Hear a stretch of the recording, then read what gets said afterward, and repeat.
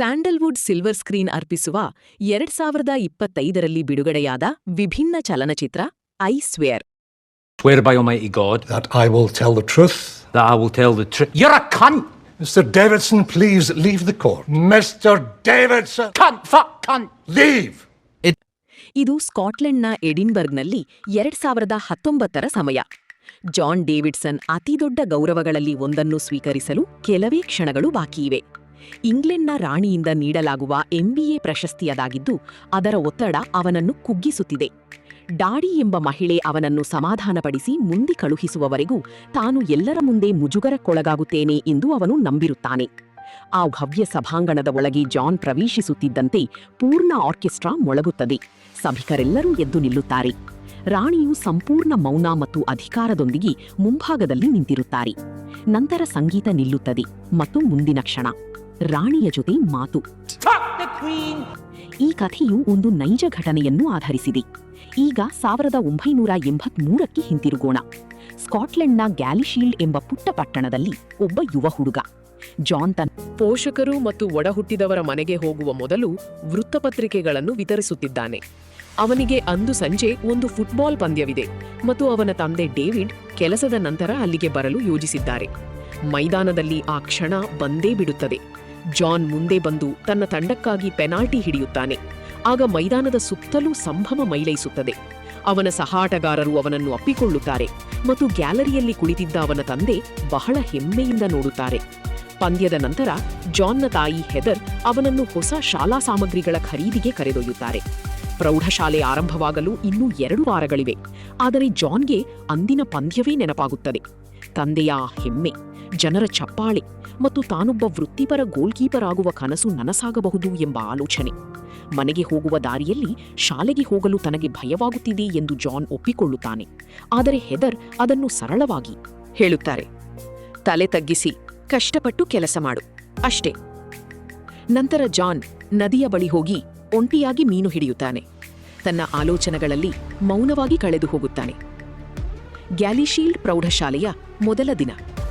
ಪ್ರಾಂಶುಪಾಲರು ಹೊಸ ವಿದ್ಯಾರ್ಥಿಗಳನ್ನು ಉದ್ದೇಶಿಸಿ ಮಾತನಾಡುತ್ತಾ, ಇದು ಅವರ ಭವಿಷ್ಯವನ್ನು ನಿರ್ಧರಿಸುವ ಪ್ರಯಾಣದ ಆರಂಭ ಎಂದು ಹೇಳುತ್ತಾರೆ ಮತ್ತು ಅವರು ತಮ್ಮ ಸಂಪೂರ್ಣ ಸಾಮರ್ಥ್ಯವನ್ನು ತಲುಪುವಂತೆ ನೋಡಿಕೊಳ್ಳುವುದು ನನ್ನ ಕರ್ತವ್ಯ ಎಂದು ನೆನಪಿಸುತ್ತಾರೆ. ವಿರಾಮದ ಸಮಯದಲ್ಲಿ ಜಾನ್ ತನ್ನ ಸ್ನೇಹಿತ ಮುರ್ರೆಯೊಂದಿಗೆ ಕುಳಿತಿರುತ್ತಾನೆ. ಅಲ್ಲಿಗೆ ಬಂದ ಹುಡುಗಿಯರ ಜೊತೆ ಹರಟುತ್ತಾ ತಮಾಷೆ ಮಾಡುತ್ತಿರುತ್ತಾನೆ. ಮುರ್ರೆ ಅವನನ್ನು ಬೆಂಬಲಿಸುತ್ತಾನೆ ಮತ್ತು ಒಂದು ಕ್ಷಣ ಜಾನ್ಗೆ ಎಲ್ಲವೂ ಸರಿಯಾಗಿದೆ ಎನಿಸುತ್ತದೆ. ಮನೆಯಲ್ಲಿ ಮತ್ತೊಂದು ಸಿಹಿ ಸುದ್ದಿ ಕಾಯುತ್ತಿದೆ. ಬ್ಯಾರಿಕ್ ರೇಂಜರ್ಸ್ನ ಫುಟ್ಬಾಲ್ ಸ್ಕೌಟ್ ಒಬ್ಬರು ಜಾನ್ ಆಟವನ್ನು ನೋಡಲು ಬರುತ್ತಿದ್ದಾರೆ. ಇದರಿಂದ ಅವನ ತಂದೆ ತುಂಬಾ ಖುಷಿಯಾಗಿದ್ದಾರೆ. ಆದರೆ ಮರುದಿನ ಶಾಲೆಯಲ್ಲಿ ಎಲ್ಲವೂ ಬದಲಾಗುತ್ತದೆ. ತರಗತಿಯಲ್ಲಿ ಓದುತ್ತಿರುವಾಗ ಜಾನ್ ಪದಗಳನ್ನು ಹೇಳಲು ತಡಕಾಡುತ್ತಾನೆ. ಅವನ ಕುತ್ತಿಗೆ ಪದೇ ಪದೇ ತಾನಾಗಿಯೇ ನಡುಗತೊಡಗುತ್ತದೆ. ಕೋಣೆಯಲ್ಲಿ ನಗುವಿನ ಅಲೆಯೆದ್ದಾಗ ಮುರ್ರೆ ಅವನು ಚೆನ್ನಾಗಿದ್ದಾನೆಯೇ ಎಂದು ಕೇಳುತ್ತಾನೆ. ನಡುಕ ಮುಂದುವರಿದಂತೆ ಶಿಕ್ಷಕರು ಅವನ ಮೇಲೆ ಕೂಗಾಡುತ್ತಾರೆ. ಜಾನ್ ಶೌಚಾಲಯಕ್ಕೆ ಹೋಗಲು ಅನುಮತಿ ಕೇಳುತ್ತಾನೆ. ಅಲ್ಲಿಯೂ ಆ ನಡುಕ ನಿಲ್ಲುವುದಿಲ್ಲ. ಬೆಲ್ಲಾಗುವವರೆಗೂ ಅವನು ಅಲ್ಲೇ ಕಾಯುತ್ತಾನೆ. ಕಾರಿಡಾರ್ನಲ್ಲಿ ಕೆಲವು ಕಿಡಿಗೇಡಿ ಹುಡುಗರು ಅವನ ನಡವಳಿಕೆಯನ್ನು ಗೇಲಿ ಮಾಡುತ್ತಾ ಅವನನ್ನೇ ಹಿಂಬಾಲಿಸುತ್ತಾರೆ. ಅದನ್ನು ನಿಲ್ಲಿಸುವಂತೆ ಜಾನ್ ಬೇಡಿಕೊಳ್ಳುತ್ತಾನೆ. ಕೊನೆಗೆ ಅಲ್ಲಿಂದ ತಪ್ಪಿಸಿಕೊಂಡು ಓಡುತ್ತಾ ಮನೆಗೆ ಸೇರುತ್ತಾನೆ.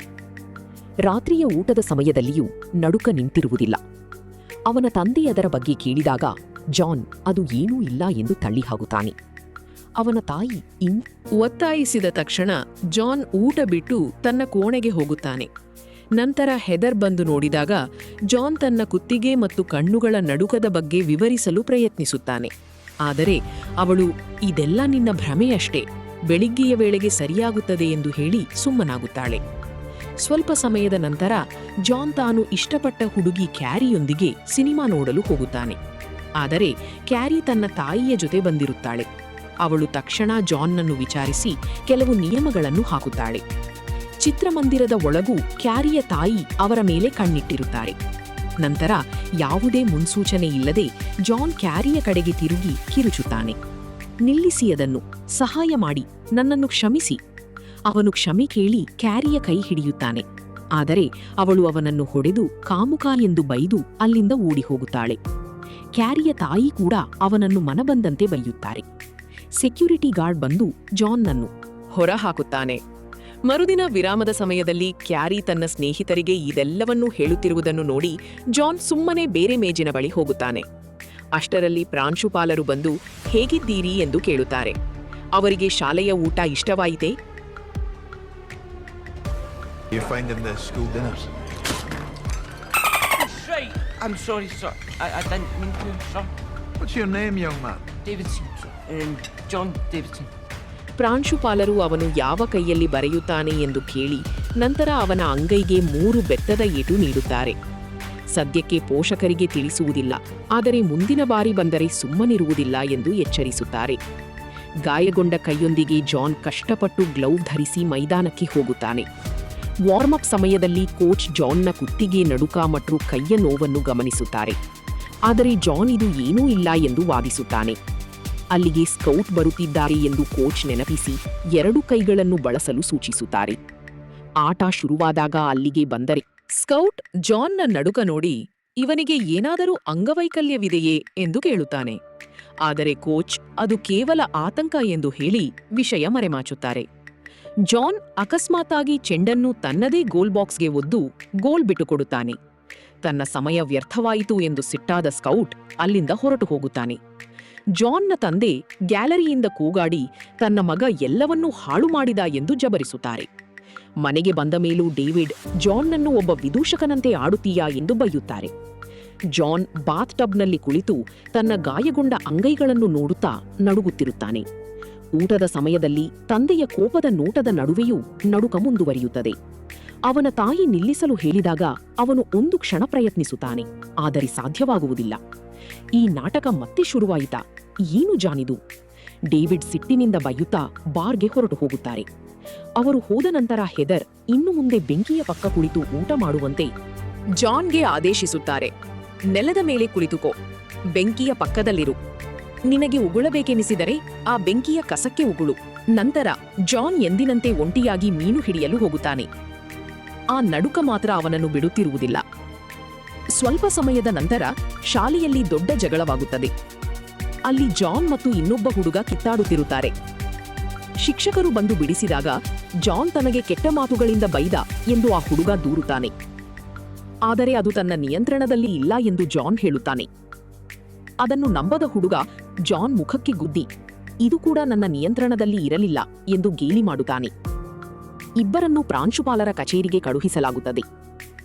ಆ ಹುಡುಗನಿಗೆ ಏಟು ಬಿದ್ದ ನಂತರ ಜಾನ್ನ ಸರದಿ ಬರುತ್ತದೆ. ಆದರೆ ಪ್ರಾಂಶುಪಾಲರು ಈ ಬಾರಿ ಬೆತ್ತ ಕೆಳಗಿಟ್ಟು ಇದು ಮುಂದುವರಿದರೆ ಬೇರೆ ಶಾಲೆಗೆ ಕಳುಹಿಸುವುದಾಗಿ ಎಚ್ಚರಿಸುತ್ತಾರೆ.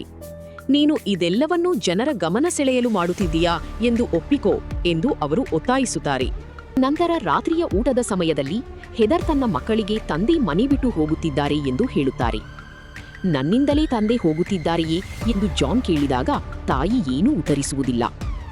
ಊಟದ ನಂತರ ಜಾನ್ ನದಿಯ ಬಳಿ ಹೋಗಿ ನೀರಿನೊಳಗೆ ನಡೆದು ಆತ್ಮಹತ್ಯೆಯ ಆಲೋಚನೆ ಮಾಡುತ್ತಾನೆ. ಆಂಬ್ಯುಲೆನ್ಸ್ ಸೈರನ್ ಶಬ್ದ ಕೇಳಿಸುತ್ತದೆ. ಅವನನ್ನು ಆಸ್ಪತ್ರೆಗೆ ದಾಖಲಿಸುತ್ತಾರೆ. ಅಲ್ಲಿ ಜಾನ್ ತನಗೆ ಹುಚ್ಚು ಹಿಡಿಯುತ್ತಿದೆ ಎಂದು ಅಳುತ್ತಾ ತನ್ನ ತಾಯಿಗೆ ಹೇಳುತ್ತಾನೆ. ನಾನು ತಂದೆಯನ್ನು ಮನೆಯಿಂದ ಓಡಿಸಿಬಿಟ್ಟೆ ಎಂದು ಅವನು ಕೊರಗುತ್ತಾನೆ. ಆದರೆ ಹೆದರ್ ಅವನನ್ನು ಸಮಾಧಾನಪಡಿಸಿ ನಿನಗೆ ಸಹಾಯ ಕೊಡಿಸುತ್ತೇವೆ ಎಂದು ಭರವಸೆ ನೀಡುತ್ತಾರೆ. 13 ವರ್ಷಗಳ ನಂತರ ಜಾನ್ ಇನ್ನೂ ತನ್ನ ತಾಯಿಯ ಮನೆಯಲ್ಲೇ ವಾಸಿಸುತ್ತಿದ್ದಾನೆ. ಈಗ ಅವನ ನಡುಕಕ್ಕೆ ಹೆದರ್ ಅಭ್ಯಾಸವಾಗಿದ್ದರೂ ಅದು ಅವರಿಗೆ ಮಾನಸಿಕವಾಗಿ ಕಷ್ಟ ನೀಡುತ್ತಿದೆ. ಶಾಪಿಂಗ್ ಮಾಡುವಾಗ ಜಾನ್ಗೆ ಅವನ ಹಳೆಯ ಸ್ನೇಹಿತ ಮುರ್ರೆ ಸಿಗುತ್ತಾನೆ. ಅವನು ಬೆಳೆದಿರುವುದರಿಂದ ಹೆದರ್ ಮೊದಲು ಅವನನ್ನು ಗುರುತಿಸುವುದಿಲ್ಲ. ಮುರ್ರೆ ಆಸ್ಟ್ರೇಲಿಯಾದಲ್ಲಿದ್ದನು ಮತ್ತು ತಾಯಿಯ ಅನಾರೋಗ್ಯದ ಕಾರಣ ಈಗಷ್ಟೇ ಬಂದಿರುತ್ತಾನೆ. ಅದಕ್ಕಾಗಿ ವಿಷಾದಿಸುತ್ತೇನೆ ಮುರ್ರೆ. ಜಾನ್, ಬಾರೋ, ಒಂದು ಡ್ರಿಂಕ್ ಮಾಡೋಣ ಅಥವಾ ಹಾಗೆಯೇ ಹರಟೆ ಹೊಡೆಯೋಣ? ಇಲ್ಲ ಮುರ್ರೆ, ಅವನು ಕುಡಿಯುವಂತಿಲ್ಲ. ಅವನು ಮಾತ್ರೆಗಳನ್ನು ತೆಗೆದುಕೊಳ್ಳುತ್ತಿದ್ದಾನೆ. ಬಹುಶಃ ನಾವಿಬ್ಬರೂ ಸುಮ್ಮನೆ ಒಂದು ವಾಕ್ ಹೋಗಬಹುದು. ಹೌದು, ಅದು ಚೆನ್ನಾಗಿರುತ್ತದೆ. ನಿನಗೆ ಇಷ್ಟನಾ ಜಾನ್? ಮುರ್ರೆ ಜೊತೆ ಒಂದು ವಾಕ್ ಸಾಕು ಬಿಡಿ. ನಡೆಯುತ್ತಿರುವಾಗ ಜಾನ್ ಕೊನೆಗೂ ತನ್ನ ಕಾಯಿಲೆಯ ಬಗ್ಗೆ ವಿವರಿಸುತ್ತಾನೆ. ಇದನ್ನು ಟೌರೆಟ್ ಸಿಂಡ್ರೋಮ್ ಎನ್ನುತ್ತಾರೆ. ಇದು ಮೆದುಳಿನ ಒಂದು ಸಮಸ್ಯೆ. ಇದರಿಂದ ಮಾಡಬಾರದ್ದನ್ನು ಮಾಡುವಂತೆ ಮತ್ತು ಹೇಳಬಾರದ್ದನ್ನು ಹೇಳುವಂತೆ ಪ್ರೇರೇಪಿಸುತ್ತದೆ. ಇದಕ್ಕೆ ಯಾವುದೇ ಚಿಕಿತ್ಸೆ ಇಲ್ಲ. ಮುಂದೇನು ಎಂದು ಮುರ್ರೆ ಕೇಳಿದಾಗ ಜಾನ್ ತನಗೆ ಕೆಲಸ ಬೇಕು ಎಂದು ಹೇಳುತ್ತಾನೆ. ಆದರೆ ನನ್ನಂತವನನ್ನು ಯಾರು ಕೆಲಸಕ್ಕೆ ತಗೊಳ್ಳುತ್ತಾರೆ? ನಂತರ ಜಾನ್ ವಿಷಯ ಬದಲಿಸಿ ಆಸ್ಟ್ರೇಲಿಯಾದ ಬಗ್ಗೆ ಕೇಳುತ್ತಾನೆ. ಮುರ್ರೆ ಅಲ್ಲಿನ ತನ್ನ ಸಾಹಸಗಳ ಬಗ್ಗೆ ಮತ್ತು ತನ್ನ ತಾಯಿಯ ಲಿವರ್ ಕ್ಯಾನ್ಸರ್ ಬಗ್ಗೆ ಹೇಳುತ್ತಾನೆ. ವಾಕ್ ಮುಗಿದ ನಂತರ ಮುರ್ರೆ ಜಾನ್ನನ್ನು ಊಟಕ್ಕೆ ಆಹ್ವಾನಿಸುತ್ತಾನೆ. ಆದರೆ ಜಾನ್ ತಾನು ಮಾತ್ರೆ ತೆಗೆದುಕೊಳ್ಳಲು ಮನೆಗೆ ಹೋಗಬೇಕು ಎಂದು ನಿರಾಕರಿಸುತ್ತಾನೆ.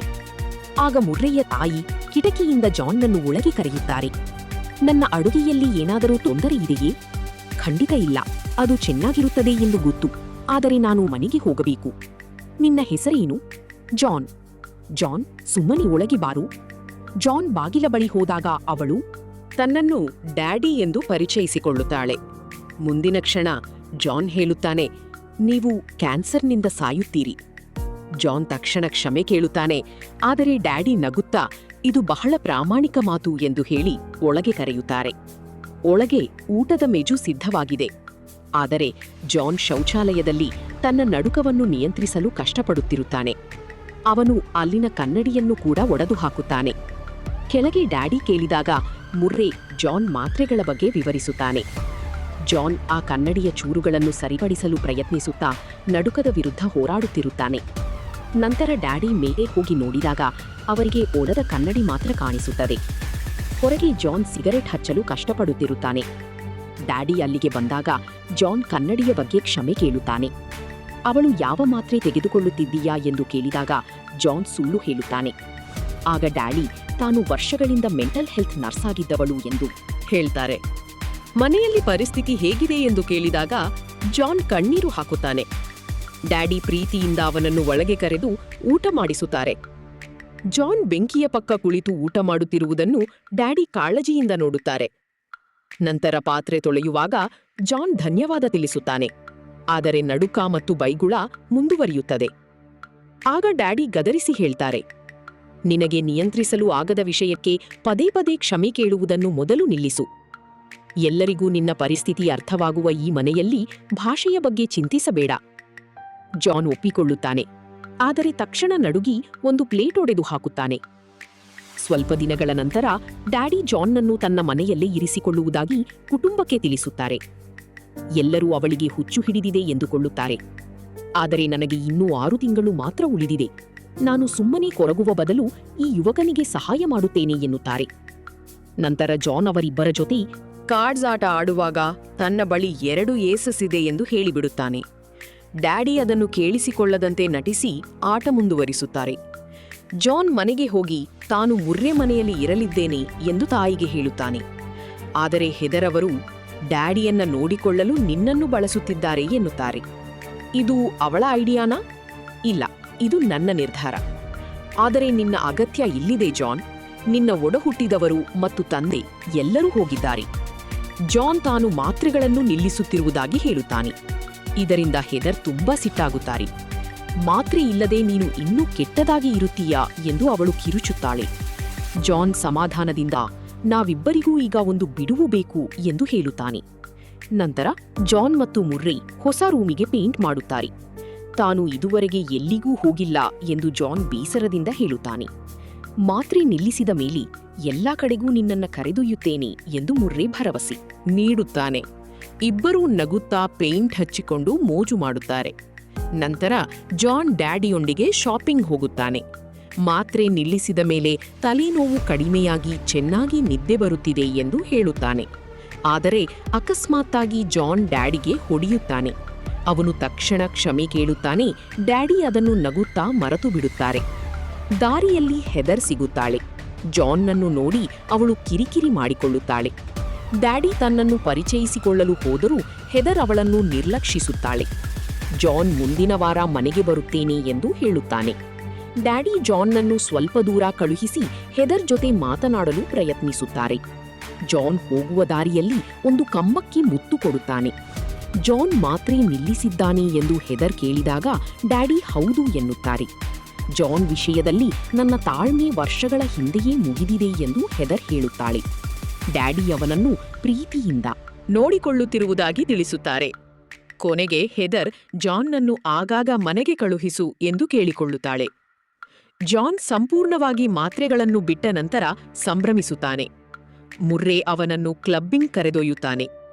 ದಾರಿಯಲ್ಲಿ ಏನೂ ವಿಚಿತ್ರವಾಗಿ ಮಾಡಬೇಡ ಎಂದು ಮುರ್ರೆ ಎಚ್ಚರಿಸುತ್ತಾನೆ.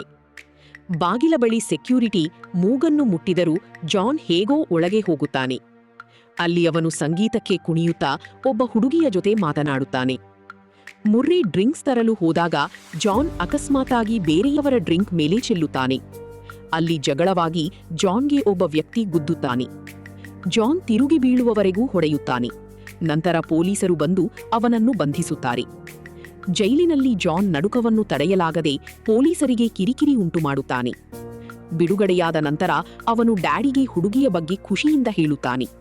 ಆದರೆ ಡ್ಯಾಡಿ, ವಿಷಯ ಗಂಭೀರವಾಗಿದೆ, ಅವರು ನಿನ್ನ ಮೇಲೆ ಕೇಸ್ ಹಾಕಿದ್ದಾರೆ ಎನ್ನುತ್ತಾರೆ. ಇನ್ನು ಮುಂದೆ ನಿನ್ನನ್ನು ಸುಮ್ಮನೆ ಬಿಡಬಾರದು ಎಂದು ಡ್ಯಾಡಿ ಅವನಿಗೆ ಕೆಲಸ ಕೊಡಿಸಲು ನಿರ್ಧರಿಸುತ್ತಾರೆ. ಕಮ್ಯುನಿಟಿ ಸೆಂಟರ್ನಲ್ಲಿ ಅಸಿಸ್ಟೆಂಟ್ ಕೆಲಸ ಖಾಲಿ ಇದೆ ಎಂದು ಅವಳು ಹೇಳುತ್ತಾಳೆ. ಇಂಟರ್ವ್ಯೂ ದಿನ ಜಾನ್ ಕಾರಿನಲ್ಲಿ ತುಂಬಾ ಭಯಪಡುತ್ತಿರುತ್ತಾನೆ. ಡ್ಯಾಡಿ ಧೈರ್ಯ ತುಂಬಿ ಅವನನ್ನು ಒಳಗೆ ಕಳುಹಿಸುತ್ತಾರೆ. ಒಳಗೆ ಹೋದ ತಕ್ಷಣ ಜಾನ್ ಅಕಸ್ಮಾತ್ತಾಗಿ ಒಂದು ಕಪ್ ಕೆಳಗೆ ಹಾಕುತ್ತಾನೆ. ಅಲ್ಲಿ ಟಾಮಿ ಎಂಬುವವರು ಜಾನ್ನನ್ನು ಇಂಟರ್ವ್ಯೂ ಮಾಡುತ್ತಾರೆ. ಜಾನ್ ಕುರ್ಚಿಗಳನ್ನು ಜೋಡಿಸಲು ಸಹಾಯ ಮಾಡುವುದನ್ನು ನೋಡಿ ಟಾಮಿ ಖುಷಿಯಾಗುತ್ತಾರೆ. ಟಾಮಿ ಜಾನ್ಗೆ ಆ ಕೇಂದ್ರವನ್ನೆಲ್ಲ ತೋರಿಸುತ್ತಾರೆ. ಜಾನ್ ಪದೇ ಪದೇ ಬೈಯುತ್ತಾ ನಡುಗುತ್ತಿದ್ದರೂ ಟಾಮಿ ಅದನ್ನು ಗಮನಿಸದಂತೆ ಇರುತ್ತಾರೆ. ನಂತರ ಟಾಮಿ ಚಹಾ ಮಾಡುವ ಪರೀಕ್ಷೆ ಇರುತ್ತಾರೆ. ತನಗೆ ಒಬ್ಬ ನಂಬಿಕಸ್ಥ ಹುಡುಗ ಬೇಕು ಎಂದು ಟಾಮಿ ವಿವರಿಸುತ್ತಾರೆ. ಜಾನ್ ತಾನು ಶಾಲೆಯಲ್ಲಿ ಕೆಲಸ ಕಲಿತಿದ್ದೇನೆ ಮತ್ತು ಕಷ್ಟಪಟ್ಟು ದುಡಿಯುತ್ತೇನೆ ಎಂದು ಹೇಳುತ್ತಾನೆ. ಜಾನ್ ಮಾಡಿದ ಚಹಾ ಟಾಮಿಗೆ ತುಂಬಾ ಇಷ್ಟವಾಗುತ್ತದೆ. ತನ್ನ ಮೇಲೆ ಕೋರ್ಟ್ ಕೇಸ್ ಇರುವ ಬಗ್ಗೆ ಜಾನ್ ಮೊದಲೇ ತಿಳಿಸುತ್ತಾನೆ. ಟಾಮಿ ಆ ನಡುಕವನ್ನು ನಿರ್ಲಕ್ಷಿಸಿ ಇಬ್ಬರೂ ನಗುತ್ತಾರೆ.